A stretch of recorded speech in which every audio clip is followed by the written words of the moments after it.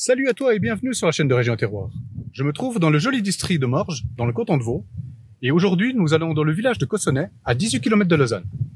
Je vous emmène cette fois-ci à la rencontre de Sébastien Rochat, qui tient l'entreprise familiale de la boucherie-charcuterie de la Venoge. Ils allient tradition et savoir-faire artisanal du terroir vaudois.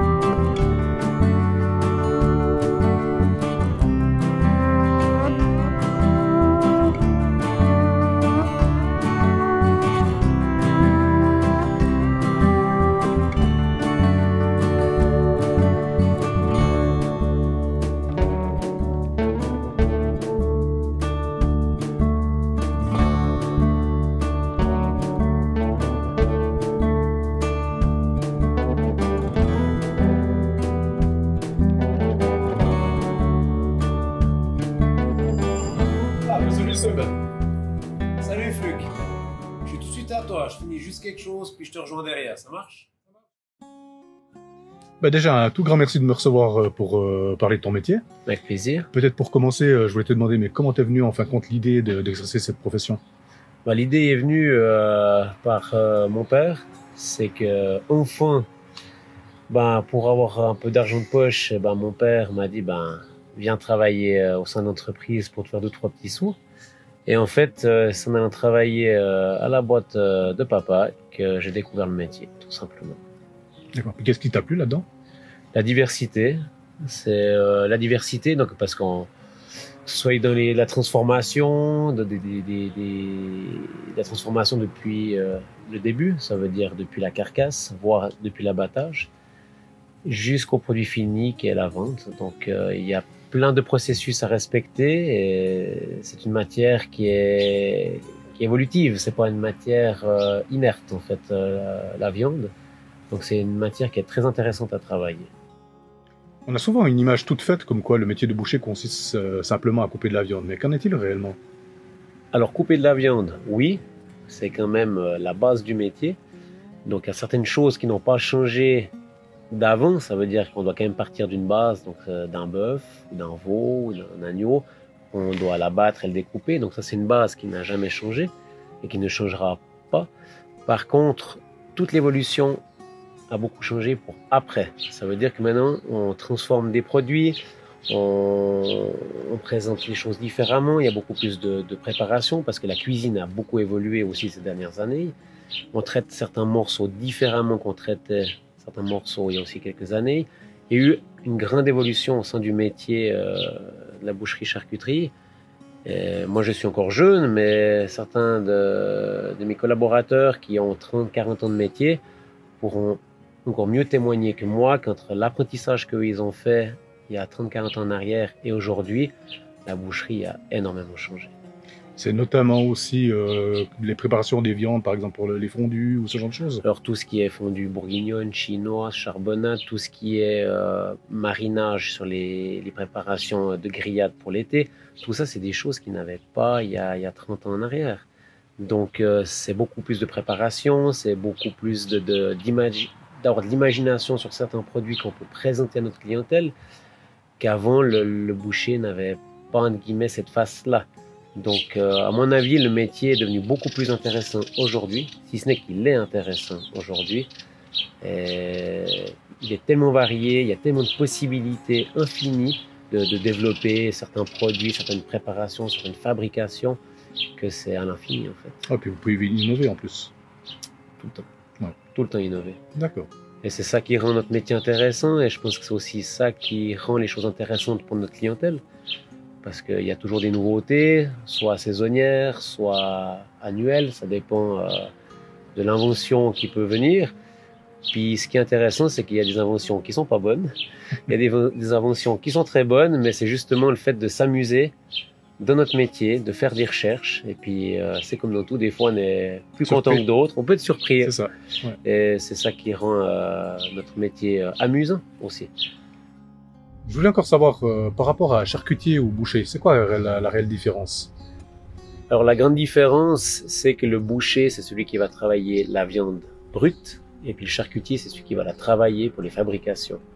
Mais aujourd'hui, dans la boucherie, il y a plusieurs apprentissages. Il y a les apprentissages complets, où l'apprenti va partir de l'abattage jusqu'à la transformation, donc tout traiter le après. Et puis il y a aussi l'apprentissage de transformation, c'est que l'apprenti ne touche pas à l'abattage, il travaille qu'en laboratoire. Et puis aussi l'apprentissage de vente. D'accord. Donc suivant les grandeurs où vous faites votre apprentissage, c'est très, comment dire, structuré. Mais sur des entreprises artisanales, l'apprenti qui a envie de toucher à tout, il peut passer de l'abattage et finir à la vente. Donc les différences, c'est vraiment, on dit aujourd'hui boucher charcutier, mais c'est vraiment, si vous prenez certains pays voisins comme la France, le boucher c'est celui qui traitera que la viande et le charcutier c'est celui qui traitera que les fabrications. Et nous, souvent, on lie les deux ensemble, parce que l'un va avec l'autre. Voilà, un peu les différences entre le boucher et le charcutier. C'est un apprentissage qui est beaucoup plus riche en fait. Alors c'est un apprentissage qui va être sur le charcutier qui sera plus typé sur des préparations, et que le boucher sera plus typé sur la préparation mais des morceaux bruts en fait. Voilà. Et que chez nous, on a l'un va avec l'autre. En fait, on a un apprentissage qui est très complet. Ici en Suisse, on a un apprentissage qui est très complet.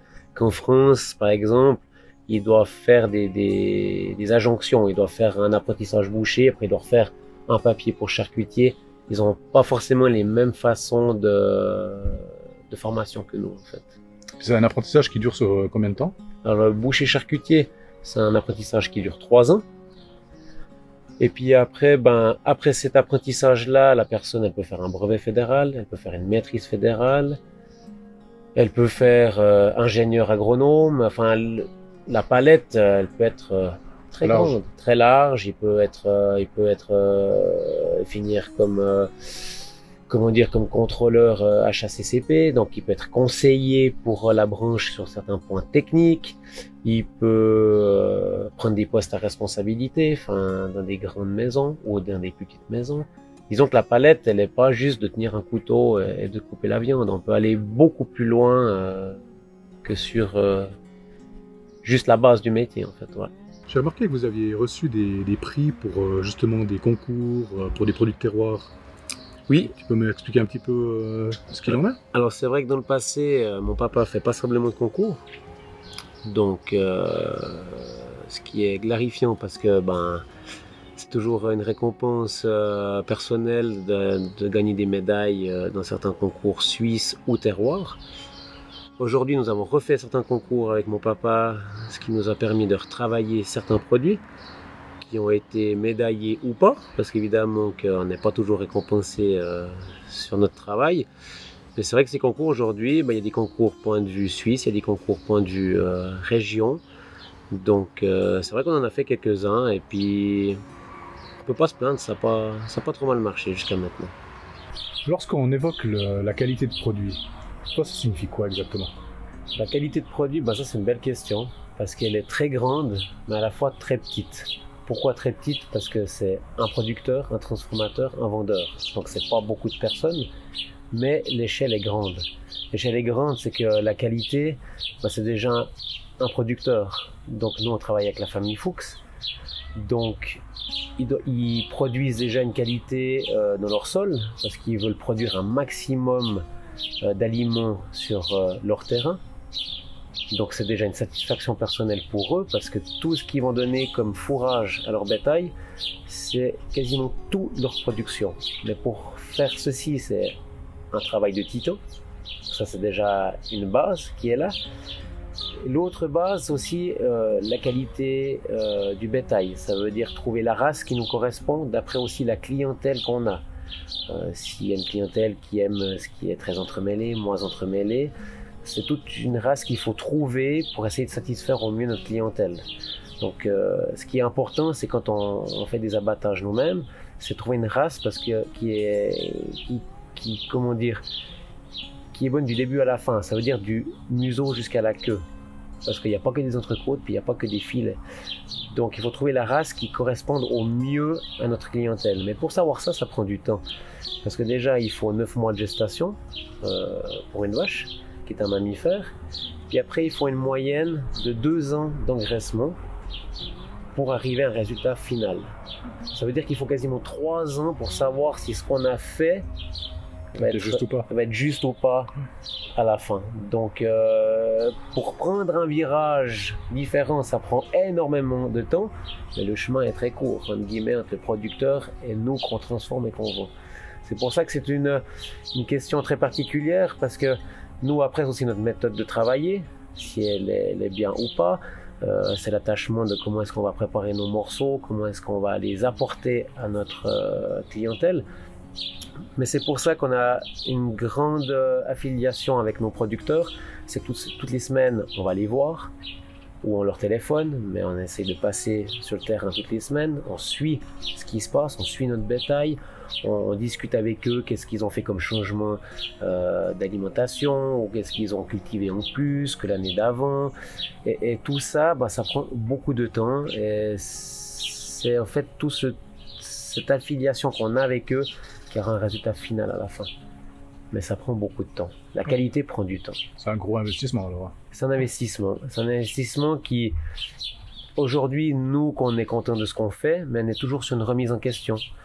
Parce qu'évidemment, que le bétail, c'est des animaux vivants. Donc, suivant la génétique que vous allez avoir sur une vache ou sur un autre taureau, peut faire changer le résultat final sur l'animal, donc sur le produit fini à la fin. Souvent les gens se disent comme quoi chez le boucher c'est beaucoup plus cher que dans les grandes surfaces, etc. Mais il en est quoi réellement? Il en est qu'il n'y a pas de différence ou moins. C'est sûr que sur certaines actions, on ne peut pas régater comparé aux grands distributeurs, ça c'est sûr. Mais par contre, nous, notre qualité, notre base, c'est de respecter tout ce qu'a fait notre fournisseur avant nous. Ça veut dire, comme je l'ai cité tout à l'heure, il faut 3 ans d'élevage pour arriver à un produit fini. Donc mon rôle en tant que boucher charcutier, c'est de respecter ce travail-là avant et de faire un travail jusqu'au bout, c'est-à-dire jusqu'au palais, jusqu'à la bouche du client. C'est-à-dire on va faire maturer la viande pour qu'elle ait plus de goût, pour qu'elle ait plus de tendreté. Que ce soit une viande qui soit mûre, donc respecter le travail jusqu'au bout de la chaîne. Et puis nous, de travailler comme ça, c'est pas une question de prix, c'est notre métier. Chez nous, c'est des bouchers charcutiers qui travaillent dans notre entreprise. Donc en ayant des professionnels, on travaille la viande jusqu'au bout comme elle doit se travailler.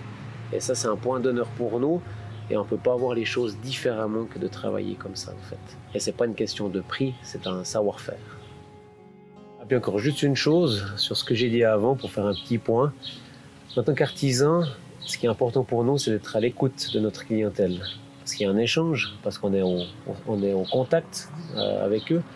Ce qui fait qu'on a des retours, on a des discussions. Et que ce soit l'artisanat en général, il n'y a pas que nous en tant que bouchers charcutiers, mais l'artisanat, je pense à tous mes collègues artisans autour de chez nous qui sont en contact.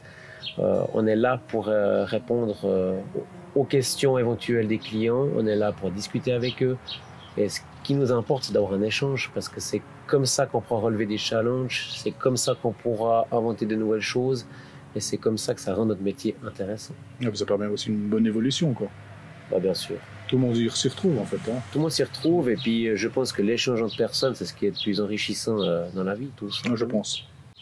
En tout cas, merci Sébastien d'avoir répondu à toutes ces questions. Moi, j'aurais encore juste une dernière.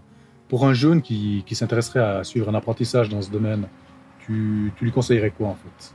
Alors, premier conseil, c'est peut-être pas ce qui lui ferait le plus plaisir, mais c'est de bien travailler à l'école, parce que c'est quand même important.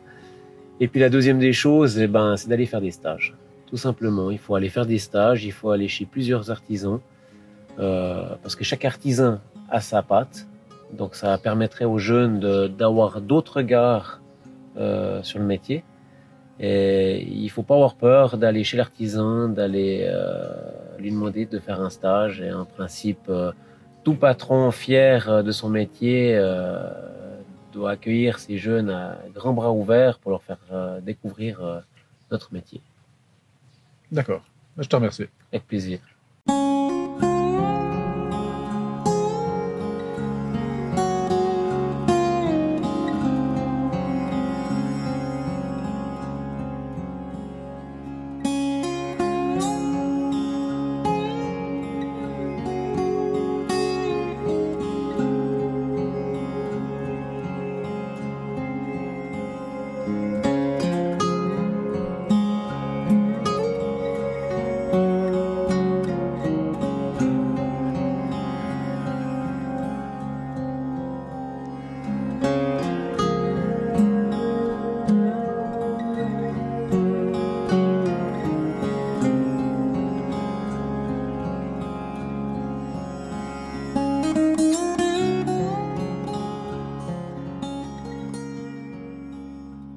Alors si vous aussi vous recherchez des produits de qualité, et si un jour vous passez dans la région de Cossonay, je vous invite à passer à la boucherie de la Vanoge.